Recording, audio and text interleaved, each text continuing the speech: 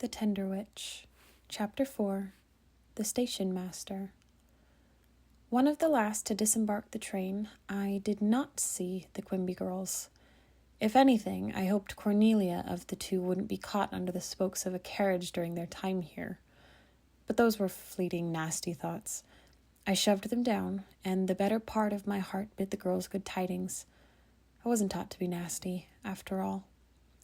I stood stiffly on the stone platform next to the towering beast, hands cupping my ticket and luggage as a weak breeze pushed me forward. I moved my thoughts from the girls and surveyed the platform for any less than upstanding folk that could have been on the train and taken an interest in me. Metallic steam stunk in the air, and my singular thought at that moment was to seek out Mary Elizabeth, to find some semblance of sanctuary, a person, however unknown, to offer me respite being so far from home. People were already boarding the next dirigible. Out from under the glass hangar, the cobble road dug into the surrounding meadowscape. Its roving split the grass like a crude axe. Beyond the farthest of the sparse farmsteads, I saw the massive congregation of the city, ever expanding, a nest of apartments and iron warehouses near the ocean. A station hand, one of several on the platform, called to me from my distracted plane. "Miss, would you step away from the train? If you don't mind, I'll be checking your ticket." At least now I had an awakened sense of purpose to replace my morning apprehensions. He checked my ticket and pointed to the couple carriages remaining by the roadside with their horses, puffing swirls of breath into the morning. The hand was kind to give me directions.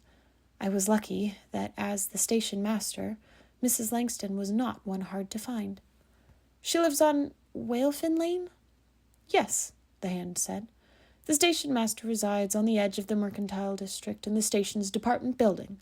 You'll see the sign out front and center, impossible to miss, and our driver, Halliby, will let you off on the block, if that is where you tell him to." The driver, with his wide-brimmed black hat, Mr. Halliby, waited patiently for me to climb the steps of his polished coach, after another hand by the road helped me secure my bag and case. The horses, their hooves muddy and legs black, trotted along in mellow haste as I took to the window side, alone in the box, but taking well to the convenience of privacy. At least it wasn't a flying box. I drew back the dark fabrics from the glass and settled to look out at the weather as the carriage moved along. I was nearly there, to her door, and then my adventure would be nearly done. But with each trot of the horses and their slick harnesses and chains, the countryside turned more unnatural. A barren light seeped onto the droughted fields from an all-gray sky, and the common spring flowers seemed already deceased. We made it over the hills, half naked of their grass and overtilled, and past rows of scaffolding and resting bricks, future dwellings for clothiers, extra-legal arbiters, and antique proprietors in the making. Soon they would overtake what remained of the dilapidated barns and farmsteads. And then, all at once, at the turn of a bend in the road, the city buildings grew more congested and replaced the hills with a strict pattern of blocks and intersecting crossroads, and forms of busy life approached which could not have been conceived of from the still air of the outskirting country. There were scant puddles left undisturbed by the abundant passerbys, most of which were bundled in scarves and laden with baskets of groceries and other necessaries boxed and packaged.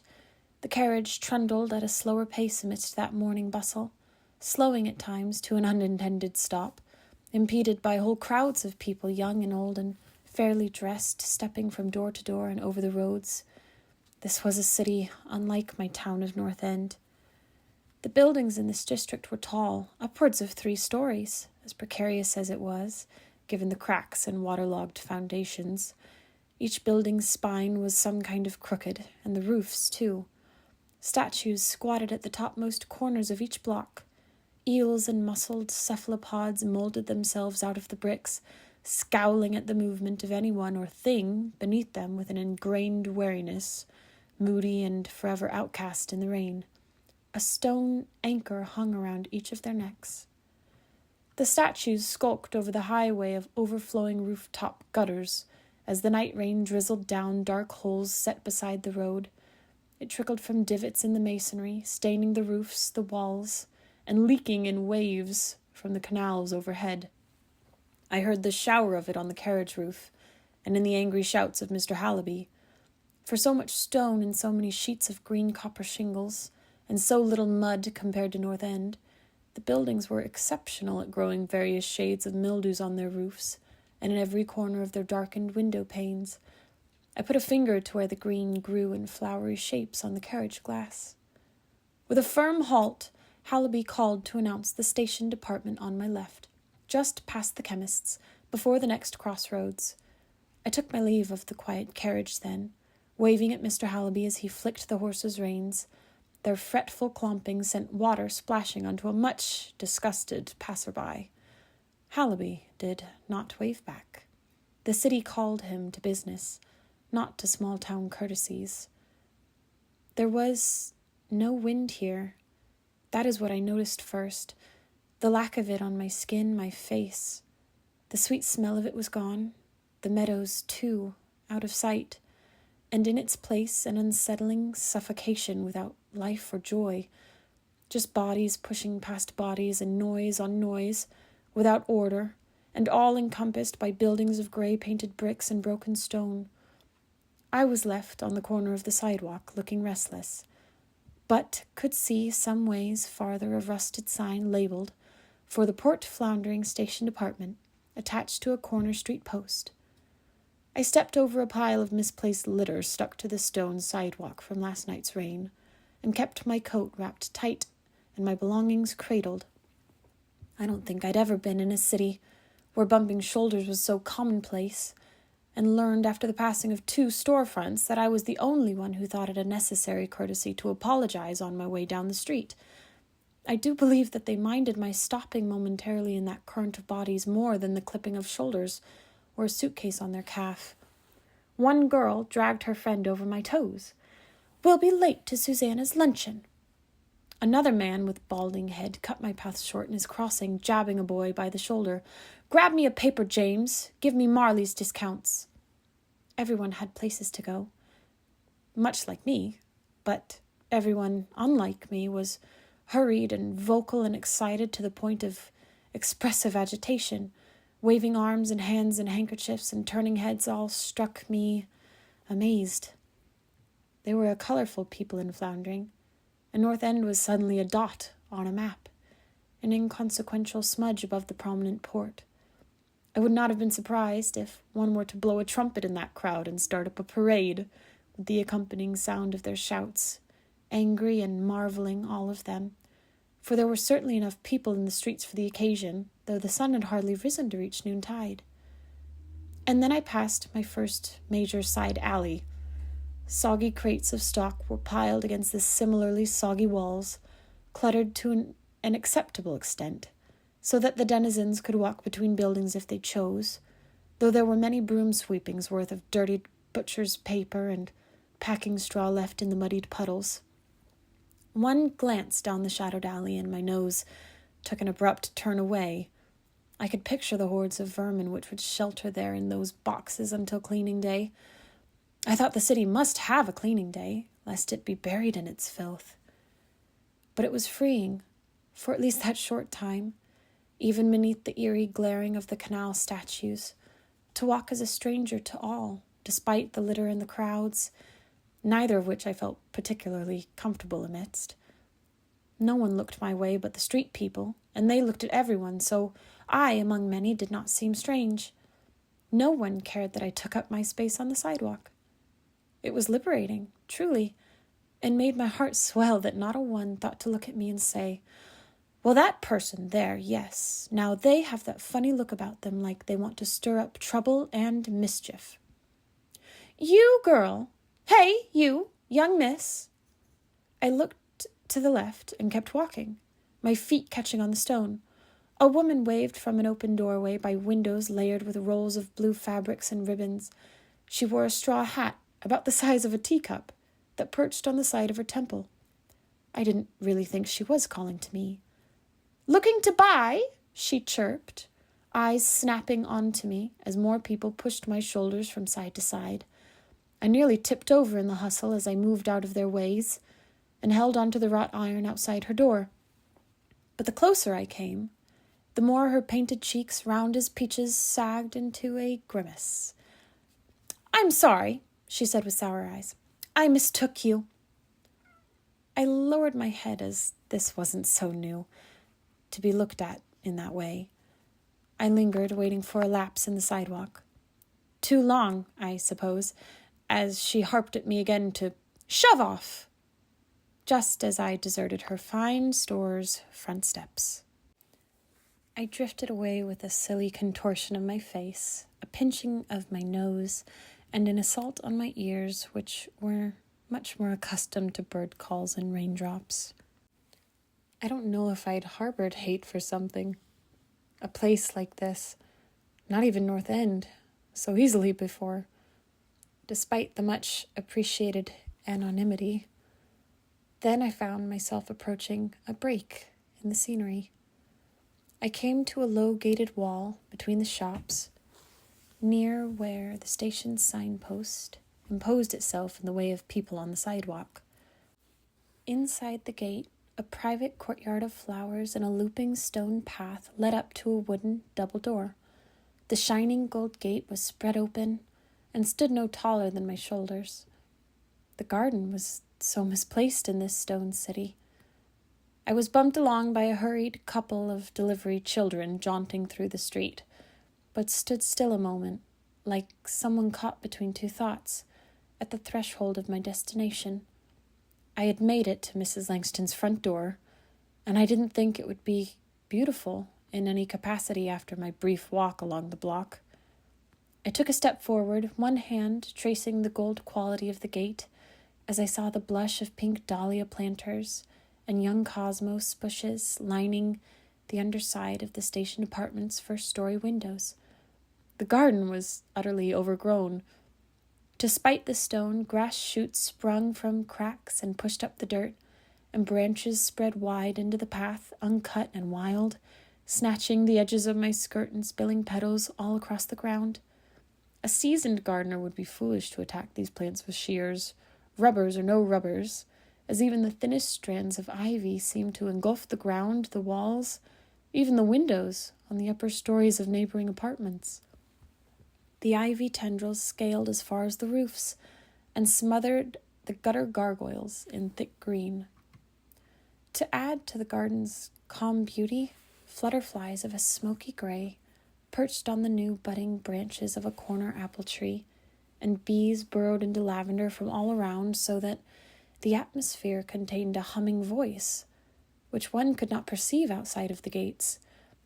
I was reminded that before the city dug its claws into the heath, this must have been a glorious and lively place, decades, centuries ago.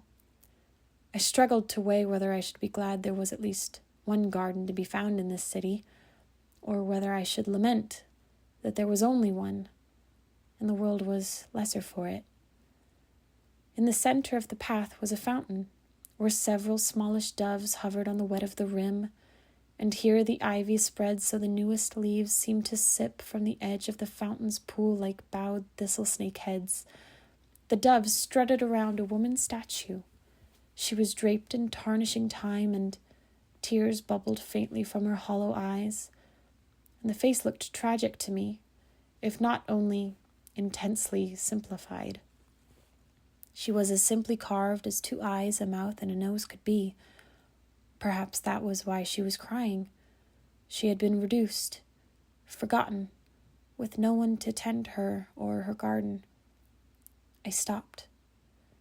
It was an utter loneliness that struck me to see her, and I thought, well, you are not lonely in your loneliness now that I am here. But suddenly conscious of myself in the loud clicking steps of those people passing outside the gates, I took to the outside of the path, so as not to disturb the birds in their bath, and stopped at the department steps, still watching them in their sense of ease. My morning was refreshed, certainly, by this haven set apart from the city's crowded roads. To my pleasure, a bee came to rest on one of my coat buttons, and for the first time that day, I think, I smiled openly if I did not smile when I first put my hand on the gold gates. It was not but moments after that. A bumbling ruckus came from within the building. With just enough time for me to turn and see, a slim-suited man spilled from the doorway. Under his breath as he passed down the steps was some muttering which I didn't catch but a word, and the word was rude. And with his commotion the doves scattered and fled skyward with a hooing and flurry of feathers.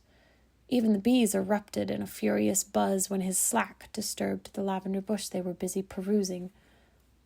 To my dismay, the dove's disappearance left me feeling slightly disheartened, and the man in his rush had broken the calm of my few morning moments in the garden.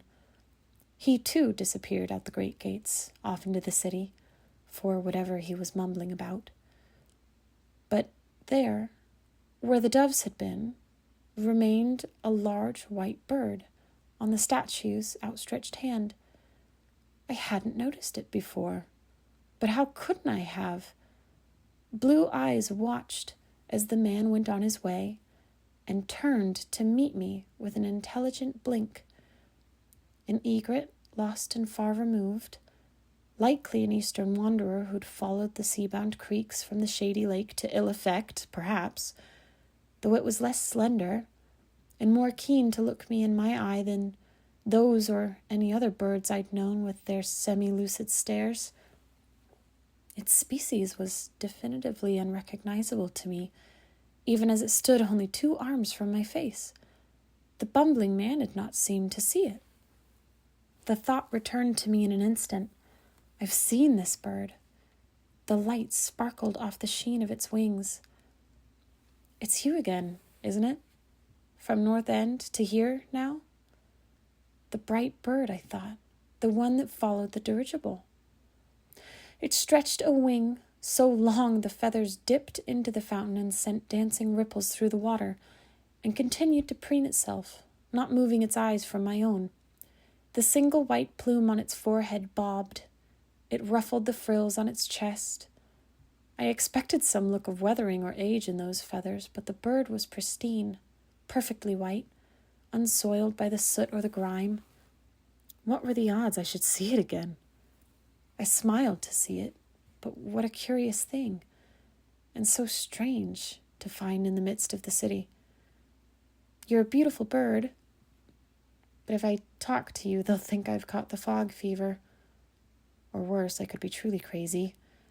Can't let people thinking that outside of North End. I checked the door behind me, worried that someone had indeed heard my brief remark. But when I looked back to the fountain, the bird was gone, and not a movement in the sky made me the wiser. I blinked, mouth open and stuck without words to fill it. Vanished again. There was a chance, I thought, that this lack of sleep was getting to me. That, or the fumes from this city were turning my brains to sour milk. I sighed and rolled my shoulders before making my way up the steps. I pressed my hand against the brass curves of the door's handles. It would be a challenge to maintain my veil of normalcy if I started talking to birds on the streets, especially if they upped and vanished. I couldn't put Stacy's years of domestic lessons to shame. I was too young for that kind of manifested strangeness one sees in the older folk, or more likely I was too aware of the consequences of social ostracism to let my behavior slip any further into public objection. Then, I think, I did not smile any more that morning. The door opened to a bright room and a mud mat beneath my feet. Clean redwood floors led down one hallway and into a front parlor. There, a clerk backed by many shelves of records and files, tawny cap half covering graying hair and sallow eyes, buttoned vest ironed to shine, was helping a woman and her toddler son in hand ascertain tickets on a southbound train to the Marysworth coast. I've heard there's more sun on the south side in 1 week than there is in 6 months at North End, though I disbelieve a place could go that long without rain. As their conversation continued and my appearance in the room was little noticed, I drifted to a seat by the window side, settling into a leather tea chair and relieving my bag and case onto the floor.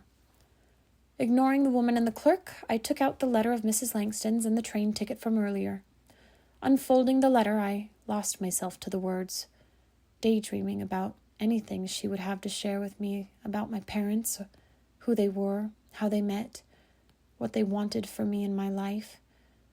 Those are the details I forgot to ask as a child, since those questions never seemed so romantic when there were more pressing things to do in my youth, like chase chicks in the yard or boil gravy without burning it in the cast iron, or learn to fly a paper kite, even under the heaviest showers of rain.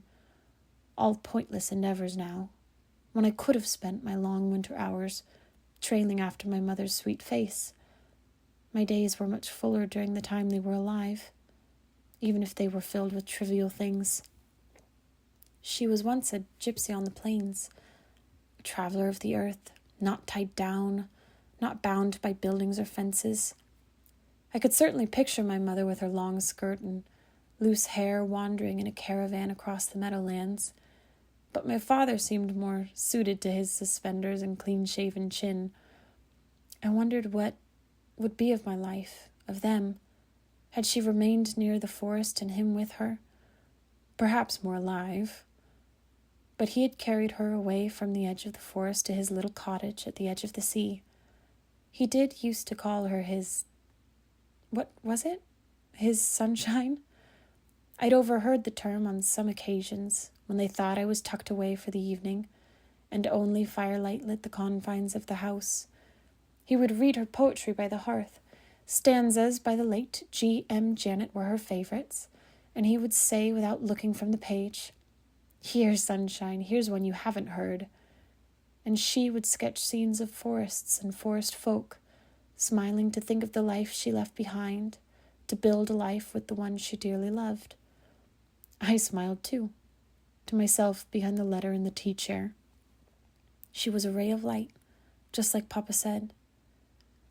I smiled and thought of how I used to crouch on the stairwell, silent as I could, and listen to their stories in the shadows of the house, stories of the fairies she swore brought upon the colors of the forest, and legends of mighty beasts roaming the lands beyond the towns, where the flowers grew taller than any person, and the trees were so ancient one could fit a cottage in their great trunks, and people had lived there once, people who shared their spirits with the earth. He never laughed at her, not once. You could have filled manuscripts on manuscripts of books with the stories and soft light which filled their house in the evenings. A movement in the room pulled me out of my thoughts. The young boy, dressed in a blue bonnet hat and tiny buckled shoes, looked at me blankly as he was dragged to the front door by his mother, who must have been done with her business at the station department that day. I turned to the clerk, who looked at me expectantly, his hands, thick with age and the redundant motion that accompanies handling papers and slims, leaned on the smooth of the counter. And I, somewhat embarrassed by my private train of thought, stood abruptly and went to meet him as he greeted me. "Good morning," he said coolly. "Hello, good morning, sir. Can I help you with any tickets, miss? Or perhaps you have post to send?" He motioned to the letter still in my grasp, and eyed me with a familiar skepticism that makes one wonder whether they forgot to brush their hair that morning. "Oh, no, I'm sorry." I hurried to unfold the letter. "I'm here for Mrs. Langston. She does stay here, I hope?" Yes," he agreed, but seemed unsure. "My name is Thomas Benedictson. You wouldn't happen to be Mrs. Wayward? Heather Wayward?" "Just her daughter." "Oh." He obviously searched my person, wandering round my face, inspecting my wrinkled coat. He seemed to be waiting on me. Eloise, sir." "Yes, a pleasure. Well, I'm sure that's fine. The letter, then?" I showed him the signature, and he nodded with a cautious grin. "If you will, I'll point you to her apartment upstairs." I thought it would be a better feeling to be expected, but Mr. Benedictson seemed a man with a short-statured manner. He led me down the hallway to the second-story stairs. "Mrs. Langston often sorts out our records and post from her office on the second floor, where she stays with Miss Dorothy and young Otto. Just leave a knock on her door. She's been anticipating a visitor since she sent the letter some days ago." "Thank you, sir." "Dare I ask?" "Mr. Benedictson?" "Yes, miss?" "You haven't any noteworthy birds that visit the station garden? There was a beauty out there as I walked in. Wasn't startled a hint." "No birds but the doves, miss. We try to keep the gulls from dirtying the fountain, if that's what you mean. I'll have to grab the broom if that's the case." "Must have been a gull, then." Though I trusted myself enough to know that a gull never had such eyes like that, nor excess of size or grace. "Gone now. I doubt it will trouble you." Especially if it wasn't a bird at all, but another one of my mind's tricks. I left Mr. Benedictson to his clerking as he ushered me up the stairs with my bag, saying, "If you require anything more, I'll be at my desk." But I determined by the swift dismissal of his head back towards the parlor that this Mr. Benedictson preferred not to be bothered. I passed framed pictures of earlier dirigible models along the staircase and duly noted the homey creak of the boards as I reached the second floor. There were hints of wear on the windows, where the ivy's squatter's rights had undoubtedly been denied time and again by a frustrated greenskeeper. At the top of the stairs I came to a door with a peephole, lock, and knocker. I gave it a knock and awaited with clammy hands for the woman I was supposed to meet. I would have knocked again, when, with the sound of footfalls, the door swung open to an upright lady in a blouse and wool skirt, her slightly silvering hair up in a bun and reading glasses askew on her pointed nose. On seeing me, the narrow eyes opened, and her thin lips parted in a happy laughter. Her arms reached for me. "Oh, Heather!" But she stopped before she could touch me as I stepped back, startled, and the smile faltered like the face of a broken puppet. She looked me up and down, and around the features of my face like I imagined distant relatives would. "Oh, my goodness. Eloise, is that you?"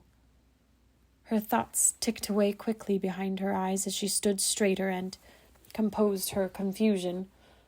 "It is so brilliant to see you," she recovered. She stepped away from the door towards me, embracing me gently and aware that, to me, she must have seemed an absolute unfamiliar, a past ghost in the least. She looked past me to the hall, down the stairs, leaning abstractedly.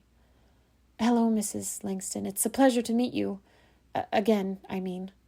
Oh, please call me Mary. For a moment you look just like your mother. How wonderful. Where is dear Heather? Is she downstairs?" She led me inside by the arm and placed my umbrella, rather my mother's, in their basket. But she left the door open, waiting for Heather to come up. How would I tell this woman that my mother was dead? "No, she's not," I said. "Unfortunately, I traveled on my own, on her behalf." Mary brought us into a spacious sitting room with 2 plush couches and a tea table, with a pretty scone tower. A ceiling-tall window seat overlooked the garden and the street, framed by the ivy and sunny trumpet vines. Bookshelves decorated by trinkets and glassware lined the room's dull brick walls, where some of the wallpaper had split. As my eyes wandered, and Mary hustled my bag into a closet room, I noticed the other slight hallway where one door, left open, revealed a peek at stacks of paperwork and a hefty antique desk, overburdened with quills, stamps, and fine penmanship. But I couldn't stare long. Mary confronted me from the other room. "That is unfortunate indeed," her voice called, a shrill turbulence straining in her throat. It was the voice of half-pleasure, of accepting less than ideal circumstances. I admit my fingers were shaking to think she would politely turn me away, as the letter was never meant for me. But then I hoped her sense of manners and sentimentality would grant me enough permissions to invade her parlor for at least the day. It's not as if I couldn't find myself at tavern for the night if she didn't want me. I was good for taverns and their hot meals, and I wasn't so opposed to occupying an attic space. "Come, dear," Mary said. "There's no need to look so lost. Please come have a seat. I hope the travel treated you well, of course, but I must say I'm surprised to see you, and so grown up." She re-entered the room and motioned to the rose couch facing the window. I took my seat, careful not to trip on the intricate rugs spanning the length of the room, and laid my hands nervously in my lap to stop the shaking. My eyes continued to wander. I didn't have many expectations for how today would go, though I'm afraid any dwelling of those thoughts ended with some kind of catastrophe. But by her reception, no one would ever believe this woman thought me worthy of the name Hagchild. "It's a lovely home," I said, loudly. I thought that might be a good way to start. That is what people say, isn't it? I was rusty with conversation. "Thank you, dear. I try to keep it well kept for visitors and such, but I'm afraid I don't entertain often. I'd always preferred your mother's company to the prudes in town," she chuckled. "Tell me, I'm dying to know, how is my Heather? And Liam, how are they? What kept her from coming, if I may ask?" She clicked the door of the apartment shut. The irony crushed any facade of stability I'd constructed. To die to know. I'd never heard her name so often, not in the last year combined, than by this woman in our first moments together. It didn't sound as if the name belonged to anyone after years of disuse. "My dear, what's wrong?" "She passed some 8 years ago. My mother." Mary didn't seem to hear me. "My father, too." She heard me now, but didn't speak, her hand falling from the doorknob. "Their memorial is this week, in fact," I said, my voice hoarse. "I was hoping you wouldn't mind sharing your memories of them with me. I feel I've lost a part of myself in them after what seems like a lifetime. I'm sorry to have read the letter in her place and to give you the news, but if you knew them, I'd be grateful if you would speak to their memory." The sensations cramping my lungs could not have been more potent, but I spoke clearly. "Brave. Be brave and try to be strong." There was no use crying. If she were here, she would be right disappointed to see any more tears. Then Mary sat on the couch opposite me. Her face became heavy with immediate tragedy at hearing the news. Her brow twitched. No, dear," Mary said. "I'm sorry, truly. What a terrible loss." She spoke very slowly and turned her eyes from me. How did I not know of this? There were no names in the papers. The nature of it was kept very quiet. They just vanished. But perhaps Mary would have known, and the world would have had hope of finding my mother had the papers not been obsessed with their hunts those weeks when she was missing. But missing persons weren't so uncommon during hunts. Speakers wanted to find hags to blame in those weeks, not their victims. As their friend, I should have sent word sooner. I'm terribly sorry, Eloise. Mary's eyes filled with an aching wetness when I looked at her, the growing wrinkles on her face showing more pronounced, as if the more deeply she thought of the dead, the deeper the wrinkles would grow. I wondered if I looked depressed, solemn, to partake in such a conversation, but I felt as myself, always with an underlying melancholia and a subtly throbbing headache behind the eyes. Then I wondered if I habitually looked depressed and if that was just my way. Mary brought a hand to her face, rubbing her chin and cheek in an anxious kind of way. "Heather was a close friend to me. She had a kind heart, you know, always there for me and my family whenever I needed her for whatever I required. Liam, too. I'm immeasurably grateful to have them, as a part of my life. May I ask what happened?" "I'd prefer not to describe the details. It was unusual." I cleared my throat a bit and rubbed my mother's ring on my hand. Mary looked at me uneasily, curious, of course, but I was grimly glad that she didn't press me further. There are lines one doesn't challenge for decency's sake, like pursuing the bleak details of how one loses both of their parents in a single night. No, I hated to dwell on it. I didn't mean anything by it, Eloise. It must have been so hard on you, all those years. By Vigilance's mercy, they've earned their place in our prayers, hard-working people as they were. Truly admirable.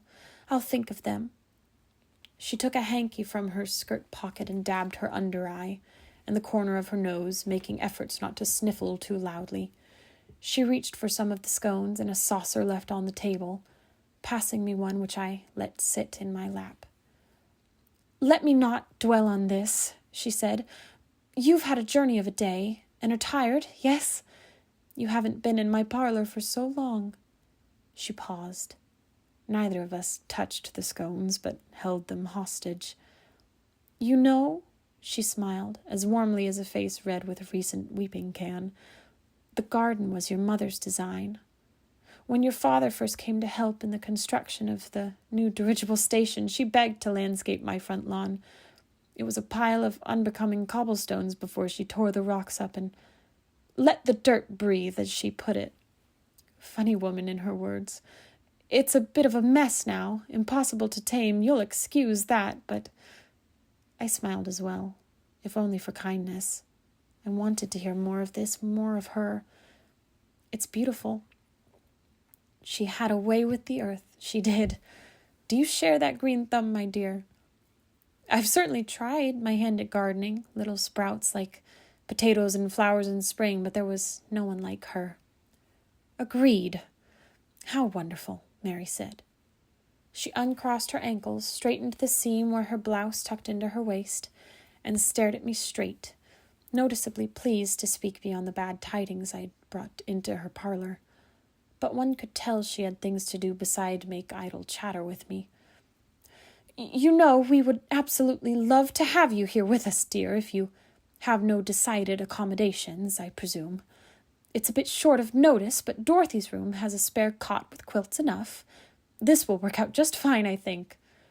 She stood and reached to hug me, reaching over the table with motherly fervor, the sadness gone so quickly as her hopes of having a guest were restored.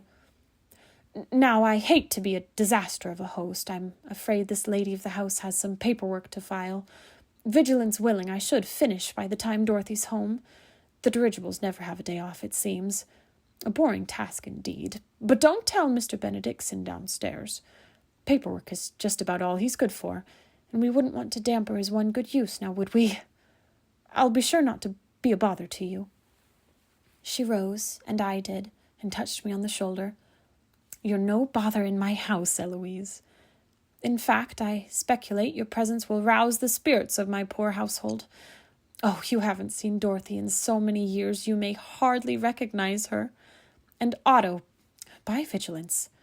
And this utterance, a common one I heard her say with emphasis, and with an upwards gaze before looking back to me. "You never had a chance to meet him, did you?" I shook my head no.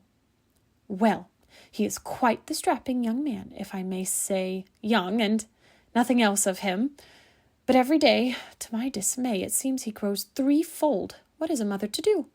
They're my greatest treasures." She held me again to her bloused bosom. She looked at me, perhaps I was wrong, like I was still the younger girl she had known who followed by her mother's hip. To think of children as treasure. I remember I was once called that. I was once coveted and precious to one. My guiding light, my teacher, my tree from which all of myself sprung and grew, rooted and whole. Uprooted. It was then that Mary resigned herself to the room with the heavy desk, and left me to that front parlor. I stationed myself in the great window's seat behind the lounge, propping myself on a plush cushion with my pastry saucer. I folded my skirt under my legs to shield my shins from the chill, and fiddled with the curtain tassels which were sewed in thick pleats and hung ceremoniously from the high frame.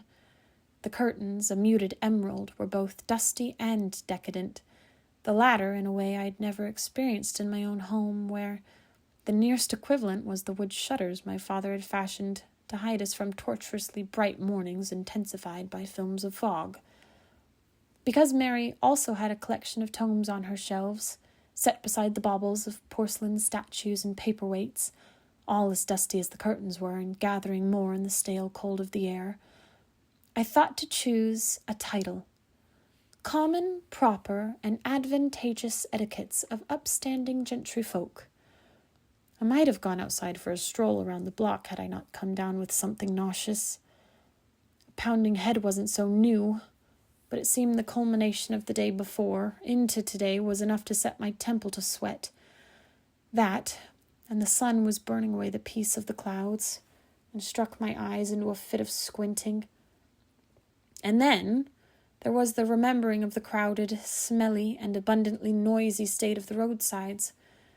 It was good to go unnoticed, but not in a place like this, I decided. A city of sudden boisterous sounds and many moving parts. I drew the curtain down enough to shield my eyes, enough so I could still watch the fountain for that elusive bird. If there had been a book for bird watchers, I'd have chosen it, if only to find the closest match then and there to satiate my mind. What a book, The Etiquettes! I'd read long enough to watch Mary come and go to her kitchen kettle in the back of the apartment 3 times for tea. I'd read all of my father's books years past. Anything new was a welcome opportunity to drown out the headache. It was either read Etiquettes or The Decrees of St. Sodmore, Ethics from the High Speaker for All Generations.